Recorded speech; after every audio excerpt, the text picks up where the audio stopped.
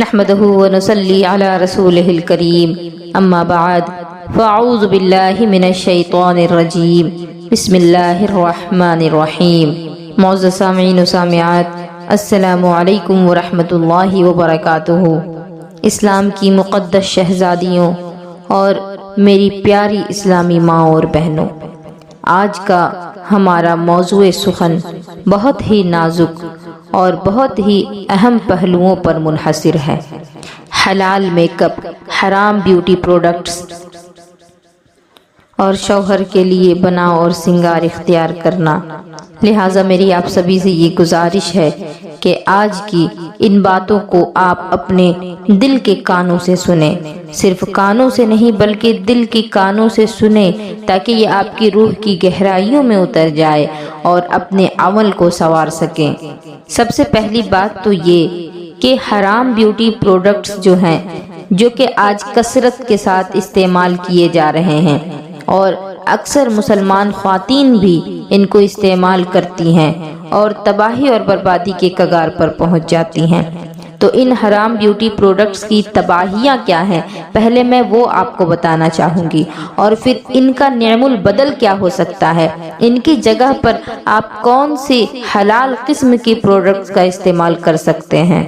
سجنا سنورنا، بننا سنورنا، یہ سب تو عورتوں کی فطرت میں ہے۔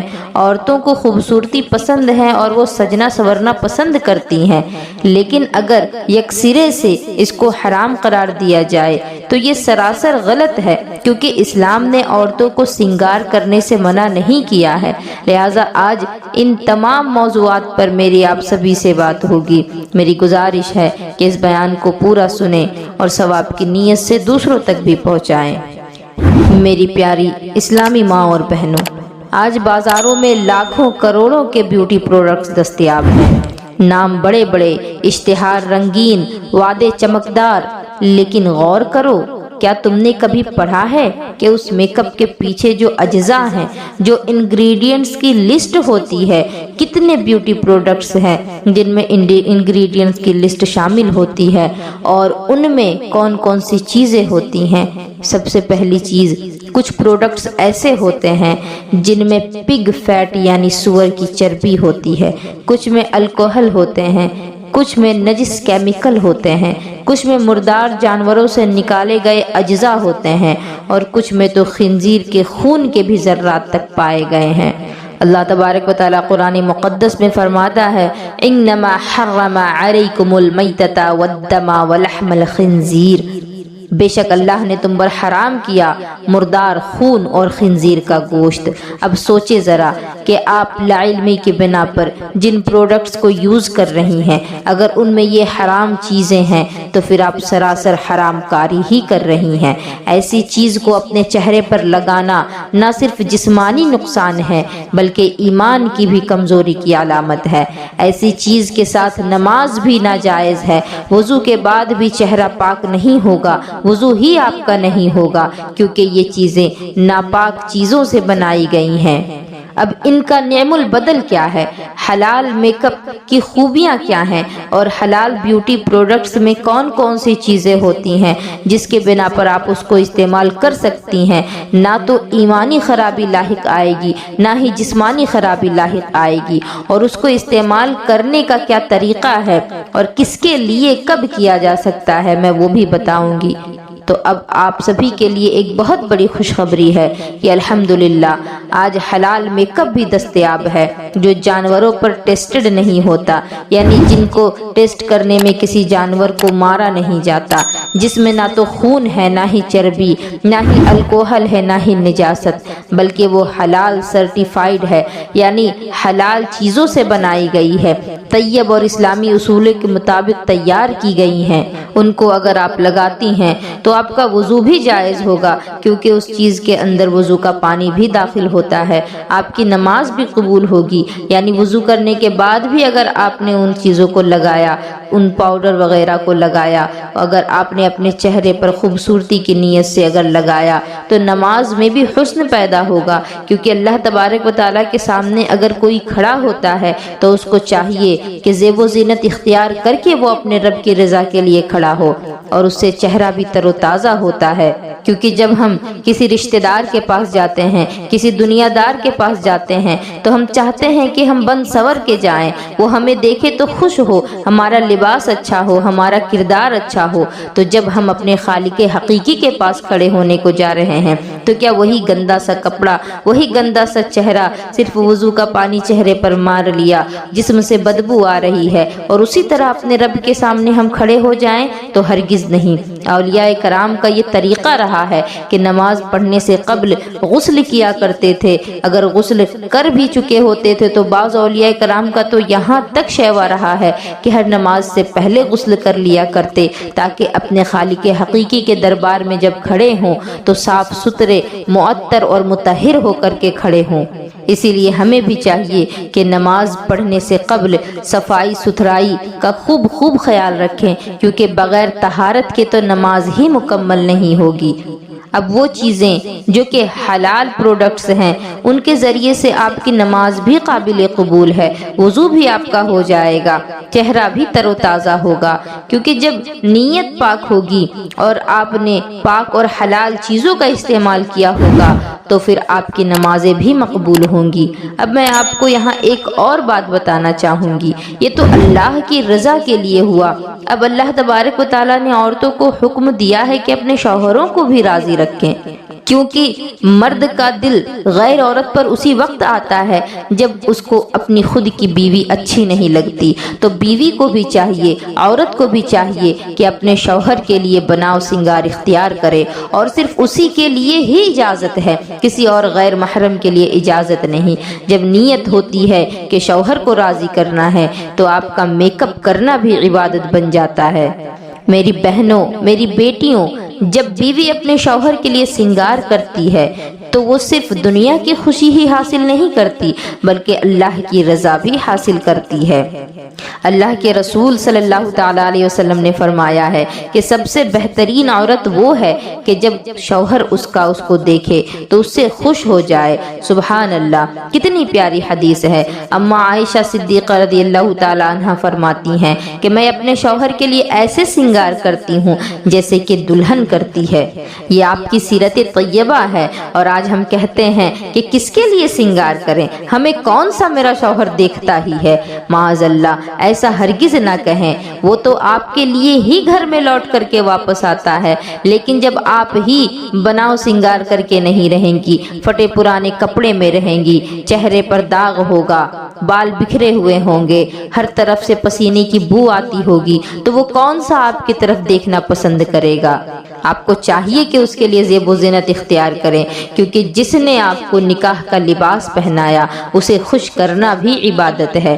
بیوی کا سنگار کرنا، اس سے دلوں میں محبت پیدا ہوتی ہے، مرد فتنوں سے محفوظ ہو جاتا ہے، شوہر کی نگاہوں کو گھر کی زینت میں ہی مشغول رکھتی ہے، اور شوہر جو ہے وہ گھر کے باہر عورتوں کو تاک جھانک نہیں کرتا، جس سے ایک عام گناہ زناکاری جیسا حرام گناہ بھی آج ہمارے معاشرے سے ختم ہو سکتا ہے اگر عورتیں اپنے شوہروں کے لیے سنگار کرنا شروع کریں۔ نامحرموں کے لیے تو بہت سنگار کرتی ہیں، ایک مرتبہ اپنے شوہر کے لیے بھی کر کے دیکھیں، آپ کو قلبی سکون ملے گا، آپ کا رب بھی راضی ہوگا، آپ کا ضمیر بھی آپ سے خوش ہوگا، آپ کا شوہر بھی راضی ہوگا، اور آپ خود بھی اپنے آپ سے خوش ہوں گی۔ یاد رکھو میری بہنوں، سنگار صرف شوہر کے لیے ہو، نہ ہی فیس بک کے لیے، نہ ہی انسٹاگرام کے لیے، نہ ہی بازاروں میں مردوں کو لبھانے کے لیے۔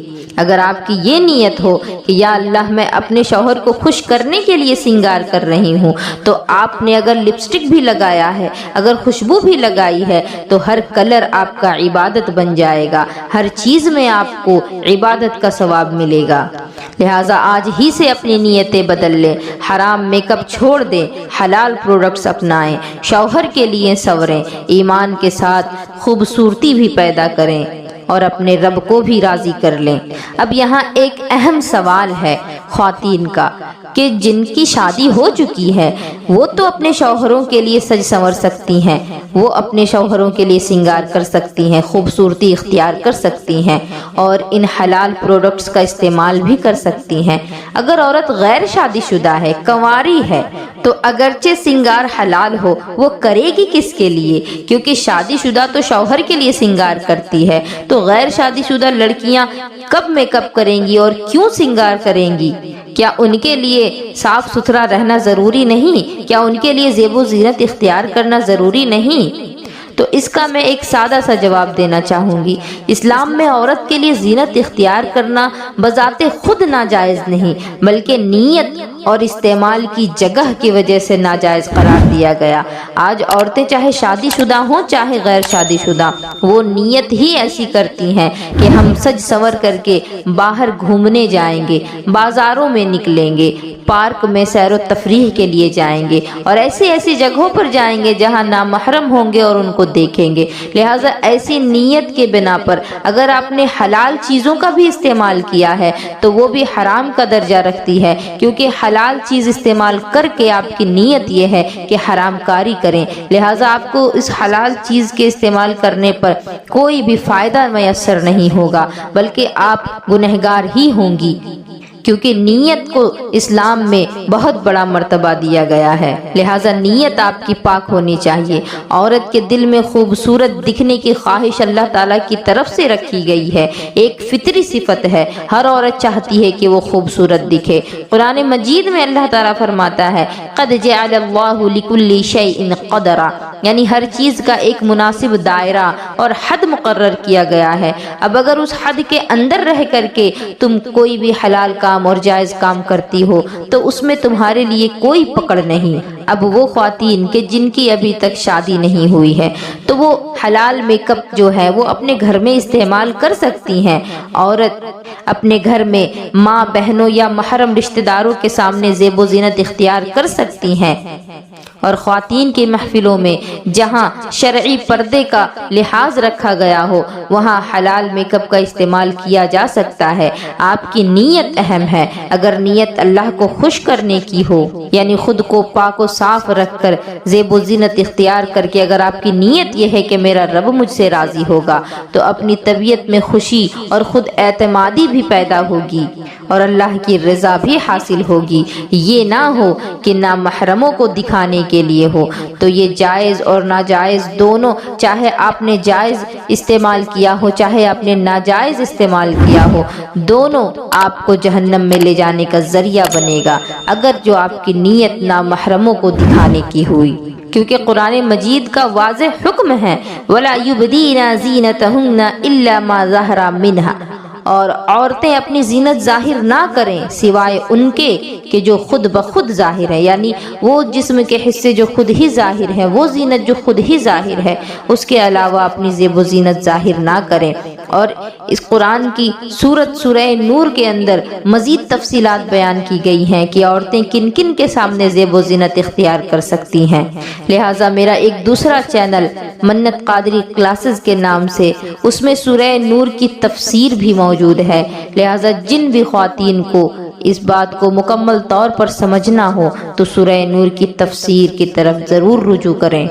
اب میں اپنے موضوع پر لوٹتی ہوں کہ غیر شادی شدہ ہو یا پھر شادی شدہ ہو، نامحرم کے سامنے میک اپ، فیشن، زینت کا اظہار کرنا ناجائز بلکہ حرام ہے۔ حدیث پاک ہے کہ رسول پاک علیہ الصلوۃ والسلام نے ارشاد فرمایا ان اللہ جمیل یحب الجمال، بے شک اللہ خوبصورت ہے اور خوبصورتی کو پسند فرماتا ہے۔ اور اللہ تبارک و تعالیٰ تو خوبصورت ہے، خوبصورتی کو پسند بھی فرماتا ہے، اور عورتوں کی فطرت میں بھی رب نے خوبصورتی رکھی ہے اور خوبصورتی اختیار کرنے کا جذبہ بھی رکھا ہے۔ لیکن اگر نیت غلط ہے، اگر نامحرموں کو لبھانے کی نیت ہے تو یہ نیت آپ کو لے ڈوبے گی۔